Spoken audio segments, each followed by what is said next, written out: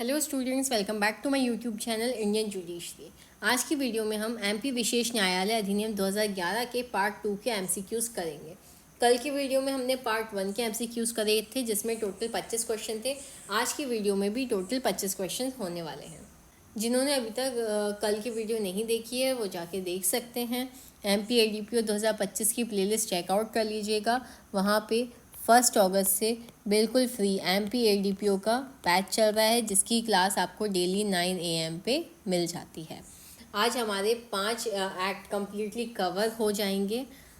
कौन कौन से एक्ट हमने कर लिए हैं? Prevention of damages to public property act, dowry prohibition act, indecent representation of woman act, domestic violence act और एमपी विशेष न्यायालय अधिनियम, जिसका टेस्ट आपको कल मिलेगा 30 अगस्त को।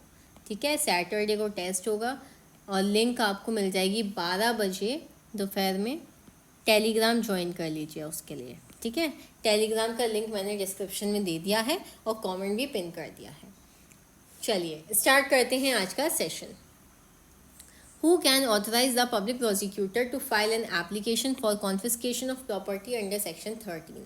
धारा 13 के तहत संपत्ति की जब्ती के लिए लोक अभियोजक को आवेदन दाखिल करने का अधिकार किसके द्वारा दिया जाता है? High court, special court, state government या फिर प्रेसिडेंट ऑफ इंडिया। तो सेक्शन 13 के अकॉर्डिंग पब्लिक प्रोसिक्यूटर को कौन ऑथराइज कर सकता है एप्लीकेशन फाइल करने के लिए प्रॉपर्टी के कॉन्फिस्केशन के लिए? तो करेक्ट आंसर हो जाएगा यहाँ पे स्टेट गवर्नमेंट, राज्य सरकार। Next question is What must accompany an application for confiscation under section 13 subsection 2? धारा 13 की उपधारा 2 के तहत जब्ती का आवेदन किसके साथ संलग्न होना चाहिए? Police report only, FIR copy, one or more affidavits stating grounds and estimated value of property या फिर ऑर्डर ऑफ स्पेशल कोर्ट। तो करेक्ट आंसर क्या हो जाएगा? One or more affidavits stating grounds and estimated value of property, जो section 13 के subsection 2 के अंतर्गत एप्लीकेशन सबसेक्शन 1 के अंतर्गत जो बनाई जाएगी, सबसेक्शन 2 में बताया गया है कि क्या क्या उस एप्लीकेशन में होगा। तो सबसे जो क्लॉज ए है उसमें एफिडेविट की बात हुई है कि एक या एक से ज़्यादा एफिडेविट जो कि ग्राउंड स्टेट कर रहे हों कि किस ग्राउंड पर उस प्रॉपर्टी को कॉन्फिस्केट किया गया है। और सेकंड, अगर कोई लोकेशन से संबंधित जानकारी अवेलेबल हो तो वो भी वहाँ पर दी जाएगी। नेक्स्ट क्वेश्चन देखेंगे।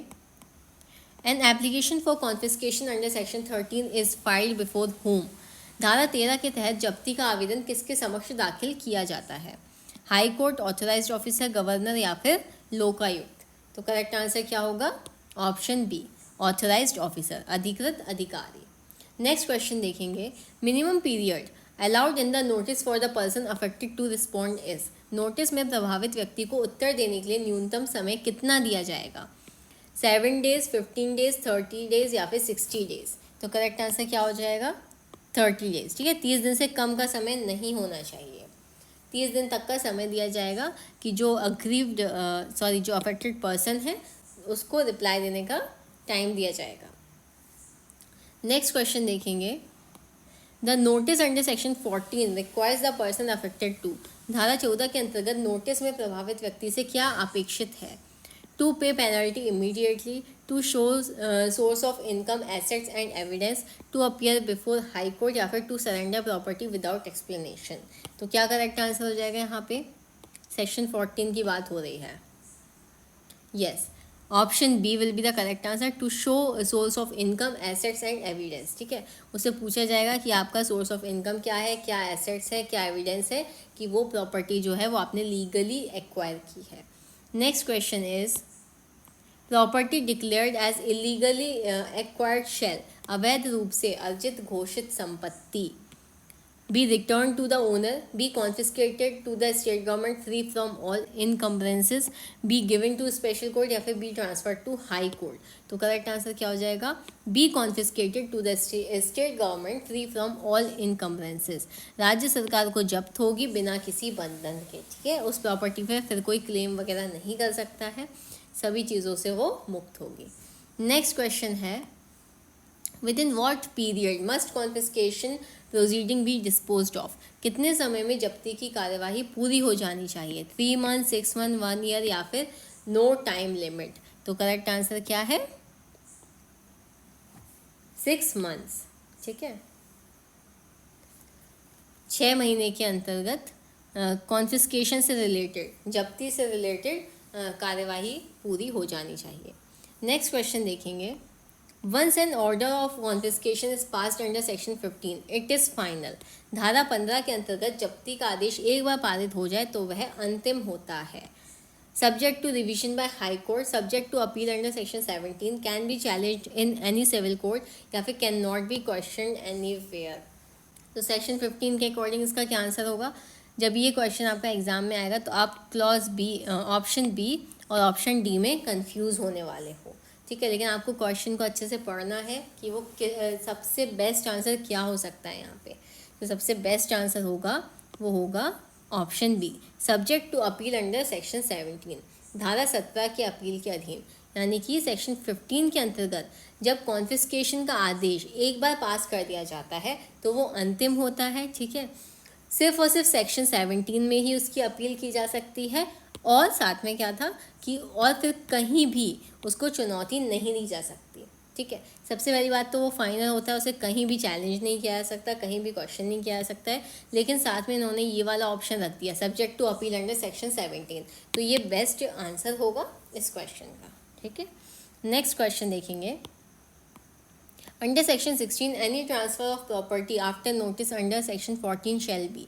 धारा 16 के अंतर्गत धारा 14 की नोटिस के बाद संपत्ति का किया गया कोई भी ट्रांसफर कैसा होता है? Valid only with court approval, void for the purpose of proceedings, valid if made to family members या फिर वैलिड इफ रजिस्टर्ड। तो करेक्ट आंसर क्या हो जाएगा?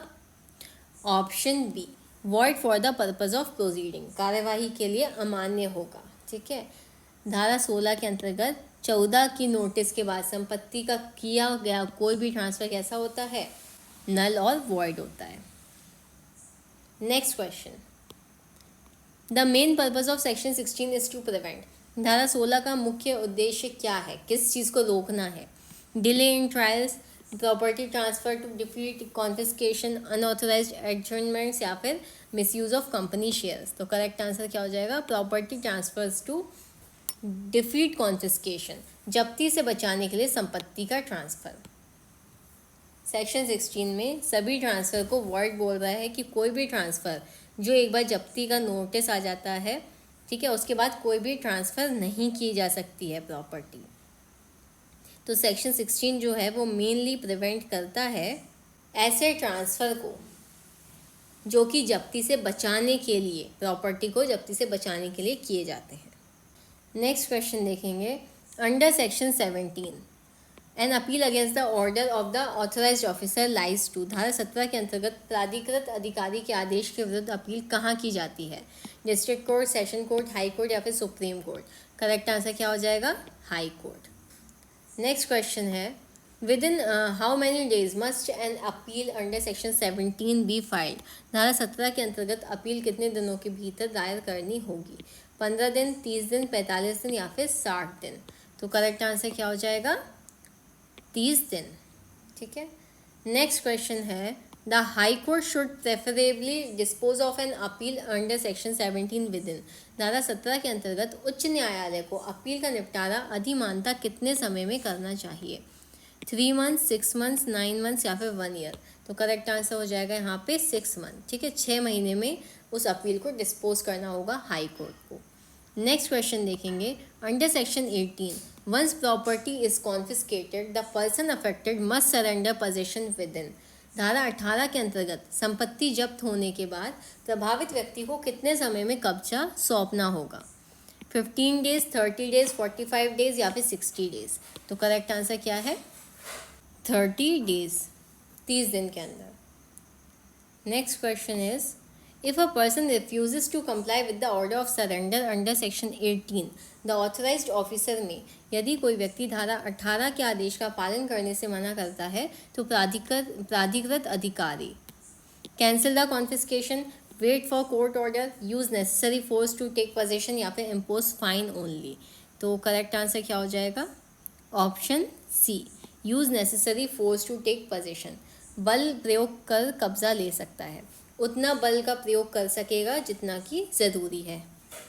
नेक्स्ट क्वेश्चन है, under section 18 who is legally bound to assist the authorised officer in taking possession if requisitioned. धारा 18 के अंतर्गत यदि प्राधिकृत अधिकारी रिक्विजिशन करे तो कब्जा लेने में सहायता करने के लिए कौन विधिक रूप से बाध्य है? डिस्ट्रिक्ट मजिस्ट्रेट, सेशन जज, पुलिस ऑफिसर या फिर रेवेन्यू ऑफिसर। तो करेक्ट आंसर हो जाएगा यहाँ पे पुलिस ऑफिसर, पुलिस अधिकारी। ठीक है, पुलिस अधिकारी की वो मदद ले सकता है। Next question is under section 19 if the high court annuls the confiscation order the property shall. धारा 19 के अंतर्गत यदि उच्च न्यायालय जब्ती आदेश को रद्द कर देता है तो संपत्ति, ऑप्शंस देखेंगे, be retained by the state, be return to the person affected, be auctioned या फिर be transfer to central government. तो करेक्ट आंसर क्या हो जाएगा? सेक्शन 19 किससे डील करता है? Refund of confiscated money or property.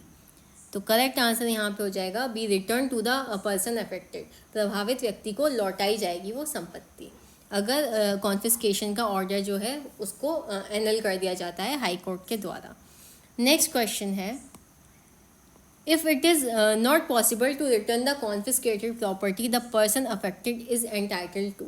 यदि जब्त संपत्ति वापस करना संभव ना हो तो प्रभावित व्यक्ति को क्या मिलेगा? ऑप्शंस देखेंगे, double the value of property, price of the property, confiscated money plus 5% annual interest, only the value of property without interest या फिर only compensation decided by the state. तो सेक्शन 19 बोलता है कि अगर कोई प्रॉपर्टी कॉन्फिस्केट की गई थी जिसको वापस करना असंभव है तो क्या मिलेगा उस अफेक्टेड पर्सन को? उस प्रॉपर्टी का प्राइस मिलेगा प्लस कॉन्फिस्केटेड मनी मिलेगा प्लस 5% एनुअल इंटरेस्ट के हिसाब से उसको ब्याज मिलेगा। नेक्स्ट क्वेश्चन देखेंगे, under section 20 a notice under this act will not be invalid merely because. धारा 20 के अनुसार इस अधिनियम के अंतर्गत कोई नोटिस केवल इसलिए अमान्य नहीं होगा क्योंकि it is not signed, there is an error in description, it is issued late या फिर इट इज़ नॉट सील्ड। तो करेक्ट आंसर क्या हो जाएगा? There is an error in description, विवरण में त्रुटि है। सेक्शन 20 डील करता है नोटिस और order not to be invalid for error in description. Section 20 बोलता है कि कोई भी नोटिस इनवैलिड डिक्लेयर नहीं किया जाएगा अगर किसी पर्सन या प्रॉपर्टी के डिस्क्रिप्शन में एरर है और उसकी जो उसकी पहचान है वो आइडेंटिफाई योग्य नहीं है। नेक्स्ट क्वेश्चन है, does section 21 exempt a public servant from proceedings under other laws. क्या धारा 21 किसी लोक सेवक को अन्य कानूनों के अंतर्गत कार्यवाही से मुक्त कर देती है? ऑप्शंस देखेंगे, yes fully exempt, yes partially exempt, no does not exempt या फिर ओनली इफ स्टेट परमिट्स। तो करेक्ट आंसर हो जाएगा यहाँ पे no does not exempt. Section 21 deal करता है act to be in addition to any other law. Next question देखेंगे, under section 22 once property is confiscated under section 15। धारा 22 के अनुसार एक बार धारा 15 के तहत संपत्ति जब्त हो जाने पर civil suit can still be filed, no suit or proceeding shall lie except appeal, criminal case can always be filed या फिर writ petition only in district court. तो करेक्ट आंसर क्या हो जाएगा यहाँ पे? No suit or proceeding shall lie except appeal. Appeal को छोड़कर कोई वाद या कार्यवाही नहीं होगी। नेक्स्ट क्वेश्चन देखेंगे, सेक्शन 23 गिव्स प्रोटेक्शन टू। धारा 23 संरक्षण प्रदान करती है persons acting with malice, persons acting in good faith, persons acting negligently या फिर accused only।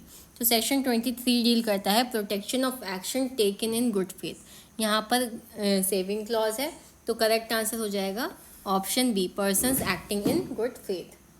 नेक्स्ट क्वेश्चन देखेंगे, who has the power to make rules under section 24। धारा 24 के अंतर्गत नियम बनाने की शक्ति किसके पास है? Parliament, state government, supreme court या फिर गवर्नर। तो करेक्ट आंसर क्या हो जाएगा? स्टेट गवर्नमेंट, राज्य सरकार के पास शक्ति है सेक्शन 24 के अंतर्गत नियम बनाने की। नेक्स्ट क्वेश्चन देखेंगे, सेक्शन 25 गिव्स दिस एक्ट। धारा 25 इस अधिनियम को equal effect as other laws, subordinate effect, overriding effect in case of inconsistency या फिर टेम्पररी इफेक्ट। तो करेक्ट आंसर हो जाएगा overriding effect in case of inconsistency, असंगति होने पर प्रधानता का प्रभाव। ओवरराइड इफेक्ट रखता है ये एक्ट बाकी अदर लॉस पे। लास्ट क्वेश्चन देखेंगे आज के सेशन का। Under section 26 the power to remove difficulties can be exercised. धारा 26 के अनुसार कठिनाइयाँ दूर करने की शक्ति का उपयोग किया जा सकता है। At any time, without limit, only with in 5 years of commencement, only with in 2 years of commencement, या फिर बिफोर नोटिफिकेशन ओनली। तो करेक्ट आंसर क्या हो जाएगा? Only with in 2 years of commencement, केवल प्रारंभ से 2 वर्ष तक। तो आई होप आज की वीडियो आप लोगों के लिए हेल्पफुल रही होगी। मिलते हैं कल टेलीग्राम पे 12 बजे। वीडियो पसंद आई हो तो please do like, share, subscribe. Thank you for watching.